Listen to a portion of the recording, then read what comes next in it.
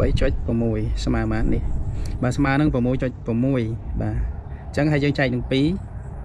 បាទចែកនឹង 2 បាទស្មើនឹង 3 ចុច 3 3 ចុច 3 បាទ 3 ចុច 3 ហ្នឹងគឺបងប្អូនថាចំណុច 3 ចុច 3 នៅខាងណានេះ3បងប្អូនពីតំណឹងមកដល់ទៅនឹងចំកណ្ដាលវាថាពីនេះមកដល់ហ្នឹង 6 ម៉ែត្រគឺ 3 ម៉ែត្រពីនេះមកដល់ទៅនឹង 3 ម៉ែត្រហ្នឹងគឺចំណុចទៅនេះនៅកណ្ដាលទៅនេះ 3 ចុច 3 ហ្នឹងហើយបាទហើយយើងយក 3 ចុច 3 ហ្នឹងយើងគុណនឹងប្រវែងនេះទៅតឹងបាទវានេះ 6 ម៉ែត្របាទគុណនឹង 6 ស្មើប្រហែលបងប្អូនចាំមើលបាទស្មើហើយគុណនឹង 6 បាទ 19 ការ៉េចុច 8 បាទអញ្ចឹងផ្ទៃអញ្ចឹងបាទផ្ទៃអញ្ចឹងទៅធ្វើ5ខាងក្រោយហ្នឹងគឺបាទ 19 ចុច 8 ការ៉េបាទមានតែប៉ុណ្្នឹងឯងនេះឥឡូវខ្ញុំបញ្យល់បងប្អូនម្ដងទៀតកុំឲ្យបងប្អូនច្រឡំបាទយើងយក 3 ម៉ែត្របាទបូកនឹង 3 ម៉ែត្រ 60 នេះ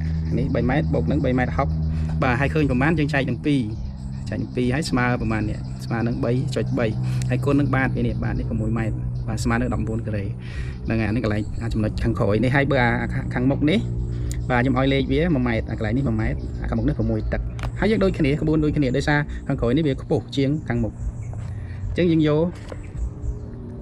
1 ម៉ែត្របូកនឹង 0.6 បាទ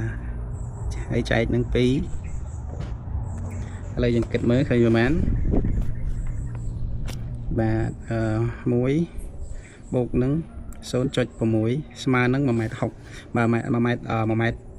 អានេះគេថាម៉ែត្រគេថា 1 ម៉ែត្រ 60 ណាឥឡូវយើងស្មើហើយយើងចែកនឹង 2 មកបាទស្មើនឹង 8 ទឹក 8 ទឹកបាទយើងគុណនឹងបាទវានេះអានឹងពីហ្នឹងដល់ទៅហ្នឹងគឺនេះຂະຫນាតវានេះ 2 ម៉ែត្រកន្លះបាទ 2 ម៉ែត្រកន្លះហើយស្មើបាទឥឡូវយើងគុណមើល 8 ទឹកបាទគុណនឹង 2.5 បាទស្មើនឹង 2 ការ៉េអញ្ចឹងហ្នឹងបាទប៉ុណ្ណឹងគឺ 2 ការ៉េ